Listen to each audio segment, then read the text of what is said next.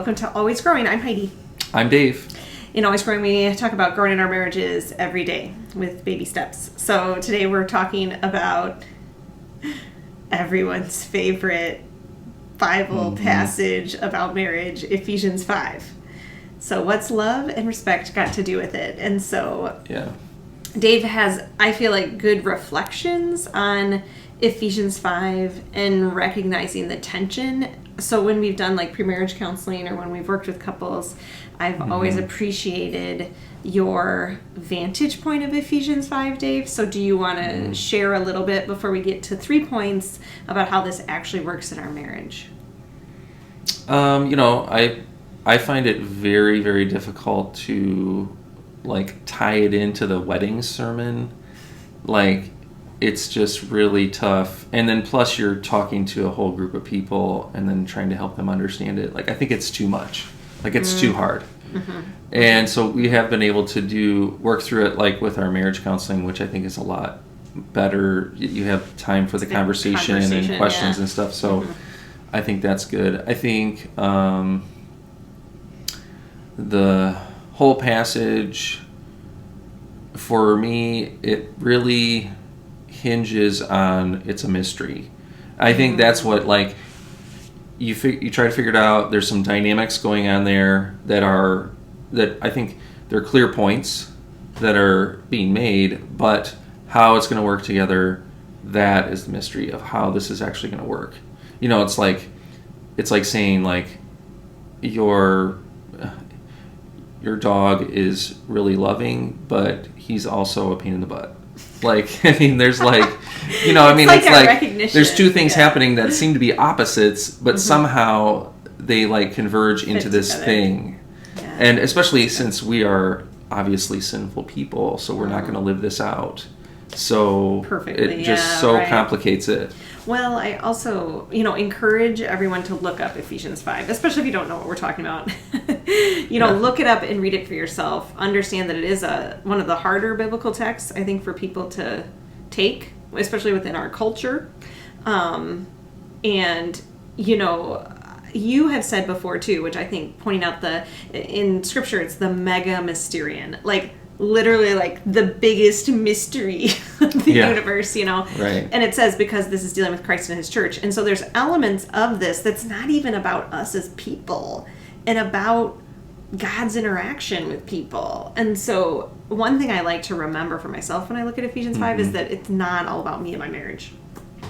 It's about God and how he is sacrificing and interacting with his people, and how God is the person that we turn to when we don't know what to do, when we need to make decisions, when we need insight and things like that. So that I think is really helpful to remember that I think we can over-peopleize it, which you were saying. I think that's one thing that happens at weddings is when we choose these passages because we want them to reflect our life together in weddings.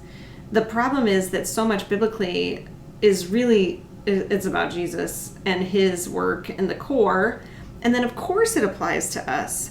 But if you are not really solidly grounded in that foundation of who Jesus is, it can be really hard to translate it and make it make sense for you. So the other part about Ephesians 5 that you have always pointed out that I found really helpful is just that Ephesians 4 before it. Ephesians as a book is all about relationships. And so if you have a question about a relationship, I usually think Ephesians is a great place to go because it deals with all different relationships. Parents and children and friendship and workers and employees and stuff. Right. Heterosexuality, homosexuality, sexuality in general. It really just addresses a lot of relational stuff. But Ephesians 4 at the very end says submit to one another out of reverence for Christ. And that's really the heart of what we start to come out of then into Ephesians 5 is this not give and take, not 50-50, but a back and forth of a relationship. That reciprocity is the word I use in my study of Song of Songs a lot. There's this reciprocalness to it. That Christ gives to us, and he doesn't have to, that we mirror then in marriage and the intimacy of marriage, responding to one another and one another's needs and one another's hearts and hopes and decisions and wills and all that good stuff. So Mm-hmm. So Ephesians 5 also has that, husbands, love your wives, right? And then wives, submit to your husband. And I do think one thing, again, that Dave has always pointed out to me and to people that we're working with, is that love and respect. So this idea that husbands love your wives, and then for whatever reason, maybe the way God made man, maybe because of the times and places and cultures we exist in also, God knew that for many, many men, and I don't want to overgeneralize, but I think for many, many men, love is translated through respect.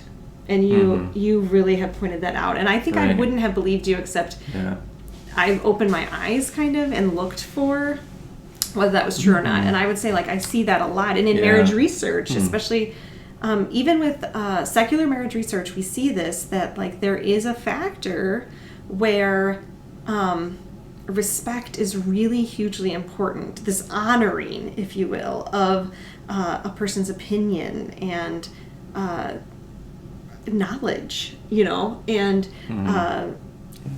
like desire for the best for the family unit and stuff. I think that that's part of the submission piece that's we don't talk about as much. We talk about submission and we're like, as if it's like bowing down to you or something, which God would be opposed to. No, it's like a good illustration would be like, just like you're like, if I'm the person in the scenario, like I'm doing something and then you say like, wow, you did a really good thing. That was a good thing you did. You did a good job. Like, that's not like, I'm not commanding you to do anything. You're just respecting me and building me up. Like, I think that's an example of where it's happening, but it doesn't mean that like I'm commanding you to do anything. Right. It's just, that's a dynamic that's happening too. Right. And so I guess one thing is like recognizing that Dave and I would take a broad view of Ephesians 5. Like instead of a really narrow like definition of what God is saying in the English translation is submission. That said, I mean, I do think there's parts of this that is just submission, and I don't like it. Yeah, right. And God gives me all kinds of commands I don't like. Part of it. Yeah, exactly. And so I have 3 points that I built into this article that I wrote, What's Love Got to Do with It? And there's so many more points in this, and we could talk about it forever. And you'll have an opportunity to talk about it in your own marriage, your own relationships, and just kind of work through that for yourself.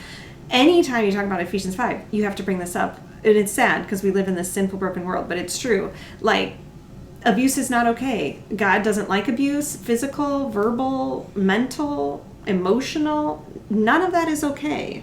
And so I think that all this breaks down as far as we talk about order and the concept of submission, to use my air quotes, because like I said, we take a broader view of it. There is always a place where God values our safety and values our spiritual safety even, that we can turn and get help, and the pieces don't always fit together in the neat little package and way I think that we would like them to. And so understand we always get that there's weird exceptions and things like that. Like Jesus himself says it's the heart of the law, not the letter. And so I think we always consider that. Yeah. Well, it's technically, I mean, abuse, for example, that's not like loving your wife. And it's like, the whole system's broken down. You're not called to submit to abuse. I mean, that's really clear. That's a dynamic that happens also, you know? Right. I love that you said that. That was really well put. You said it in a lot fewer words than I said, so good job. So 3 points. One, assuming the best in your spouse is really a piece of this. Like, we've even struggled with this, to believe that when Dave has an idea or an opinion, or when I have an idea or opinion that I'm kind of pushing for in our marriage, our family, our life, that I have our best interests at heart and that you have our best interests at heart.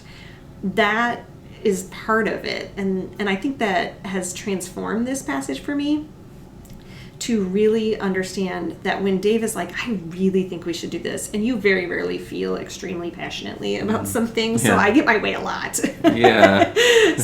But when you do, it's so easy for me to slide into that, like, he doesn't care, he has no idea. And then, of course, I don't want to, like, go with your idea. I think it brings out that, like, tension of submission and the whole fall into sin ideas and curse in Genesis 3.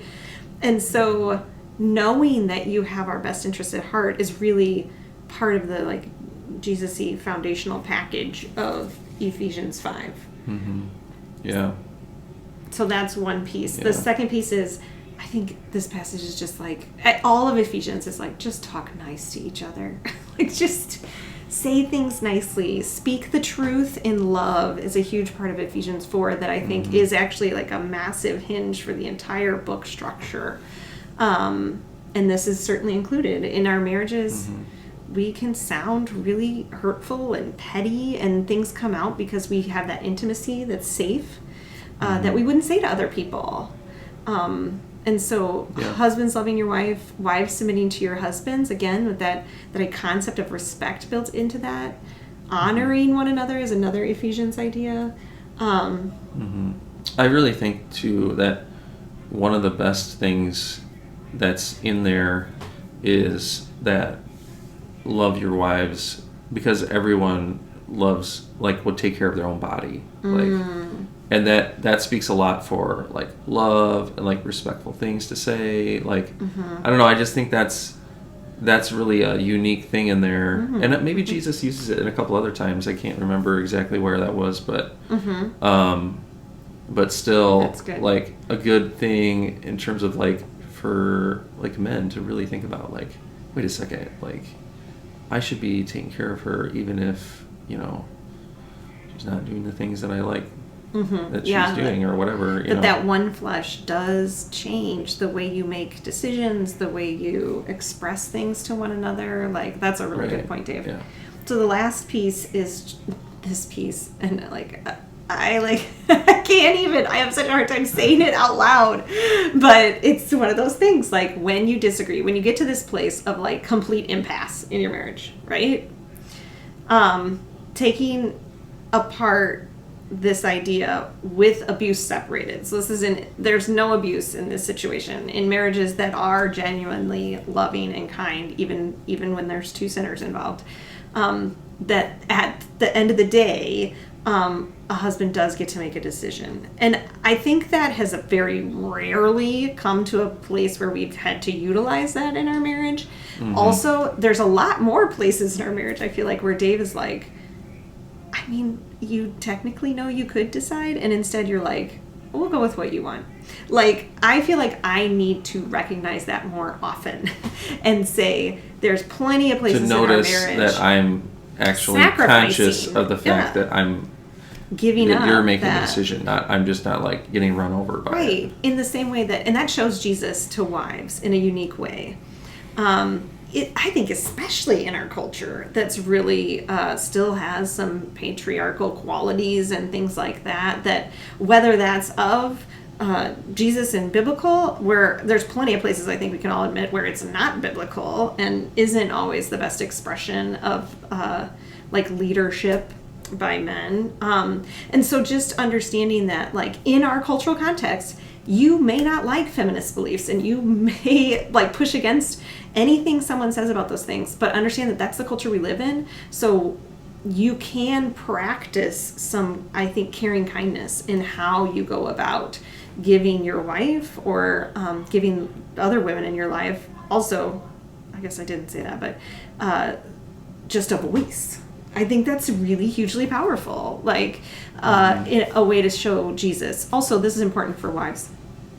I get to submit or respect you in a unique way that no other man in my life is allowed to ask for. Like, Ephesians 5 is for husbands and wives.